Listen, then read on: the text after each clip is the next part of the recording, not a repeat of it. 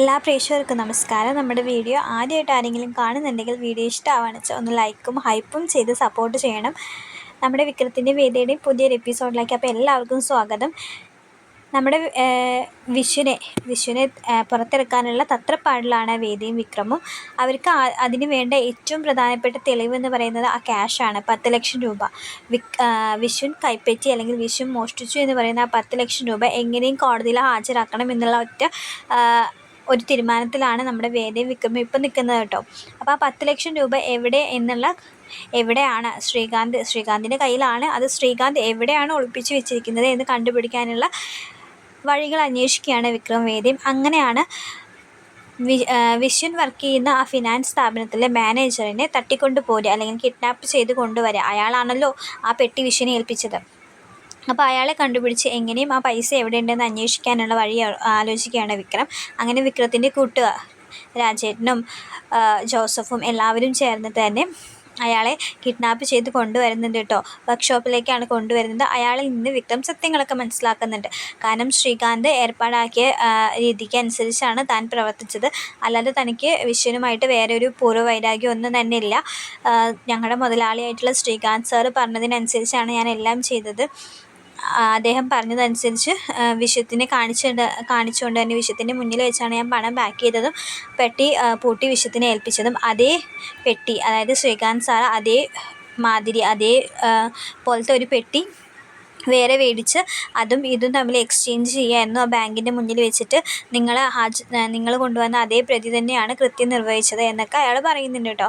പിന്നെ ഈ പണം എവിടെ എന്നുള്ള ചോദ്യത്തിന് മറുപടി ശ്രീകാന്ത് സാറിൻ്റെ ഓഫീസിൽ തന്നെ ആ പണം ഇരിക്കുന്നുണ്ട്. ശ്രീകാന്ത് സാറിൻ്റെ ഓഫീസിൽ ലോക്കറിൽ പണം സൂക്ഷിച്ചിട്ടുണ്ട്. 10 ലക്ഷം രൂപ സീരിയൽ നമ്പറൊക്കെ കറക്റ്റായിട്ട് അതേപോലെ തന്നെ ആ 10 ലക്ഷം രൂപ മോഷ്ടിക്കപ്പെട്ടു അല്ലെങ്കിൽ കാണാതായി എന്ന് പറയുന്ന 10 ലക്ഷം രൂപ ശ്രീകാന്തിൻ്റെ ഓഫീസിൽ തന്നെ സൂക്ഷിച്ചിട്ടുണ്ടെന്ന് പറയാൻ കേട്ടോ. അങ്ങനെ അയാളെ പിന്നെ പുറത്ത് വിട്ടിട്ടില്ല. കേസ് കഴിയുന്നത് വരെ അയാളെ അവിടെ തന്നെ വേണം. കാരണം ഇതൊക്കെ ഇനിയാൾ പുറത്ത് പോയി ശ്രീകാന്തിനോട് പറഞ്ഞു കഴിഞ്ഞാൽ ഇവർ ആ പണം കണ്ടെത്തുന്നതിന് മുന്നേ തന്നെ ശ്രീകാന്ത് ആ പണം മാറ്റാനുള്ള സാധ്യതകൾ ഏറെയാണ്. അതുകൊണ്ട് തന്നെ അദ്ദേഹത്തിനെ എവിടെയെങ്കിലും ഒളിപ്പിക്കണം. അതൊക്കെ പിന്നെ ഫ്രണ്ട്സ് നോക്കിക്കോളും. അപ്പോൾ ഇങ്ങനെ ഈ കാര്യം വിക്രം വേദിയോട് പറയുന്നുണ്ട്.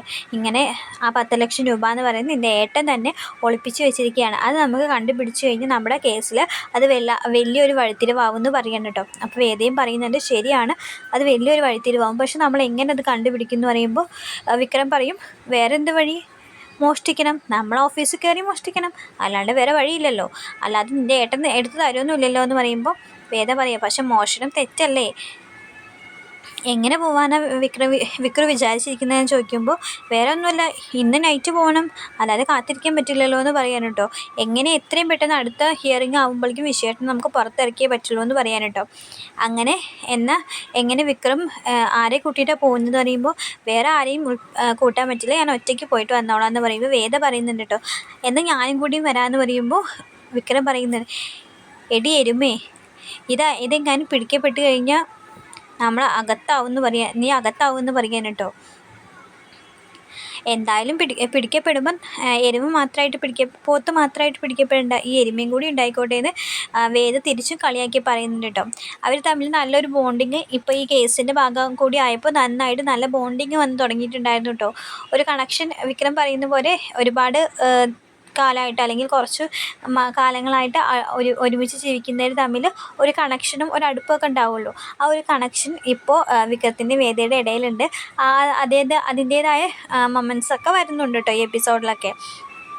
അങ്ങനെ ഇവർ രണ്ടുപേരും കൂടി ശ്രീകാന്തിൻ്റെ ഓഫീസിലേക്ക് രാത്രി പോവുകയാണ്. പുറത്തുനിന്ന് അവരുടെ CCTV ക്യാമറയൊക്കെ എറിഞ്ഞു പൊട്ടിക്കുന്നുണ്ട് ഒരു സൈഡിൽ നിന്നിട്ട്. അങ്ങനെ ഇവർ മുഖംമൂടി മാസ്കൊക്കെ ഇട്ടിട്ടാണ്, ഗ്ലൗസൊക്കെ ഇട്ടിട്ട് സെറ്റായിട്ടാണ് ഇവർ മോഷ്ടിക്കാൻ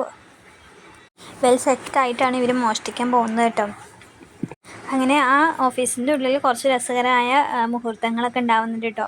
ഇവർ മുട്ടിലഴിഞ്ഞിട്ടൊക്കെയാണ് ഓഫീസിൻ്റെ ഉള്ളിൽ കയറുന്നതും ഓഫീസിൻ്റെ ഉള്ളിലെ CCTV ക്യാമറയിലൊന്നും പെടാതിരിക്കാൻ വേണ്ടിയിട്ട് മുട്ടിലഴിഞ്ഞിട്ടൊക്കെയാണ് പോകുന്നതും ലോക്കറിൻ്റെ അടുത്ത് എത്തുന്നതൊക്കെ. അപ്പോൾ ശ്രീകാന്തിൻ്റെ ക്യാബിനിൽ കയറുമ്പോൾ ക്യാബിനിലൊരു ചെറിയ ലോക്കറുണ്ട്. അത് കഴിഞ്ഞ് മെയിൻ ലോക്കർ വേറെ ഉണ്ട് കേട്ടോ. അപ്പോൾ ഓഫീസിൻ്റെ ഉള്ളിലൊക്കെ ഒന്ന് പരതി 2 ചാവി കിട്ടുമ്പോൾ ആ ചാവി കൊണ്ട് വേദ മെയിൻ ലോക്കർ തുറക്കാൻ പോകുമ്പോൾ ശ്രീകാന്ത് ഓഫീസിൻ്റെ ഉള്ള ചെറിയൊരു ലോക്കറുണ്ട് അത് ശ്രീകാന്തിൻ്റെ ശ്രീകാന്ത് അല്ല കേട്ടോ, വിക്രം ആ ശ്രീകാന്തിൻ്റെ ക്യാബിനിൽ ആ ചെറിയ ലോക്കറൊന്ന് വെറുതെ തുറന്ന് നോക്കുന്നുണ്ട് കേട്ടോ. അപ്പോഴേക്കും വേദം മുട്ടിൽ കഴിഞ്ഞ് പോയി കഴിഞ്ഞിട്ടുണ്ടായിരിക്കും കേട്ടോ. ഓഫീസിൻ്റെ മെയിൻ ലോക്കർ തുറക്കാൻ വേണ്ടി പോയിട്ടുണ്ടായിരിക്കും. അങ്ങനെ മെയിൻ ലോക്കർ വേദം തുറക്കാൻ ശ്രമിക്കുന്നുണ്ട്. അപ്പോൾ ഇവിടെ ചെറിയ ലോക്കറൊന്ന് വെറുതെ തുറന്ന് നോക്കാറുണ്ട്. ആ ചെറിയ ലോക്കറിലാണ് നമ്മുടെ ഏറ്റവും വലിയ ഒരു വഴിത്തിരിവൊക്കെ ഉണ്ടാവുന്നത് കേട്ടോ. ആ ഒരു കാര്യത്തിൻ്റെ പുറത്താണ് നമ്മുടെ ശ്രീകാന്ത് ഈ കേസിൽ നിന്ന് പിന്മാറി വന്നെങ്കിൽ കേസ് വാപ്പസ് മേടിക്കുകയൊക്കെ ചെയ്യാം കേട്ടോ. അപ്പം ഇത് തുറന്നപ്പോഴാണ് അതിലൊരു ചെറിയ ഒരു പെട്ടി പോലെ ഉണ്ടായിരുന്നു കേട്ടോ. ആ പെട്ടി എടുത്ത് തുറന്നു നോക്കിയപ്പോഴാണ് വിക്രം ഏറ്റവും കൂടുതൽ അതിശയിച്ച് നിന്ന് പോയത് ആ ഒരു സാധനത്തിൻ്റെ മുന്നിലായിരുന്നു കേട്ടോ. അതിലൊരു ഡയമണ്ട് നെക്ലേസ് ഉണ്ടായിരുന്നു. അതിൻ്റെ കൂടെ കുറച്ച് ഫോട്ടോസ് ഉണ്ടായിരുന്നു. ആ ഫോട്ടോസ് എടുത്ത് നോക്കിയപ്പോഴാണ് അതിൽ ശ്രീകാന്തും വേറൊരു സ്ത്രീയുമായിട്ട് നിൽക്കുന്ന ഫോട്ടോസായിരുന്നു കേട്ടോ. ശ്രീകാന്തിൻ്റെ വൈഫ് വർഷയല്ല, വേറൊരു സ്ത്രീയും കൂടി നിൽക്കുന്ന ഫോട്ടോസാണ്. അതായത് ഒരു അവിഹിത ബന്ധം എന്നൊക്കെ വേണമെങ്കിൽ പറയാം. ഗേൾ ഫ്രണ്ടോ മറ്റൊരു സ്ത്രീയായിട്ട് നിൽക്കുന്ന ഫോട്ടോസ് ഉണ്ട്. അപ്പോൾ ആ ഫോട്ടോസൊക്കെ നമ്മുടെ വിക്രം കൈക്കലാക്കുന്നുണ്ട്. എന്നിട്ട് ബാക്കി സാധനങ്ങളൊക്കെ അതേപോലെ കൂട്ടി പെട്ടിയിലാക്കി വെച്ചിട്ടുണ്ട്. എന്നിട്ട് ഇത് പോക്കറ്റിലിട്ട് വേദിയുടെ അടുത്തേക്ക് പോകുന്നുണ്ട്. അങ്ങനെ അവർ കുറേ പാസ്വേഡൊക്കെ അടിച്ചു നോക്കി ലോക്കർ തുറന്ന് ആ പൈസ ഉണ്ടെന്ന് മനസ്സിലാക്കുന്നുണ്ട്. അങ്ങനെ പൈസയും കൈക്കലാക്കുന്നുണ്ട് കേട്ടോ. അങ്ങനെ അവർ തിരിച്ച് പുറത്തെത്തുന്നുണ്ട്. പുറത്തെത്തുമ്പോഴും വേദയോട് വിക്രം ഈ കാര്യങ്ങളൊന്നും പറയുന്നില്ല കേട്ടോ. പിന്നീട് പിറ്റേ ദിവസം കോടതിയിൽ എത്തുമ്പോഴാണ് ശ്രീകാന്ത് വലിയ കോൺഫിഡൻസിലാണ് ശ്രീകാന്തും വർഷയും കോടതിയിലേക്ക് എത്തുന്നത് കേട്ടോ. എന്തായാലും ഈ കേസ് ജയിക്കും എന്നുള്ള ഒറ്റ കോൺഫിഡൻസിലാണ് ശ്രീകാന്ത് വരുന്നത് കേട്ടോ. കാരണം അവർക്കെതിരായിട്ടുള്ള ഒരു തെളിവ് പോലും ഇവർക്ക് കിട്ടിയിട്ടില്ലല്ലോ.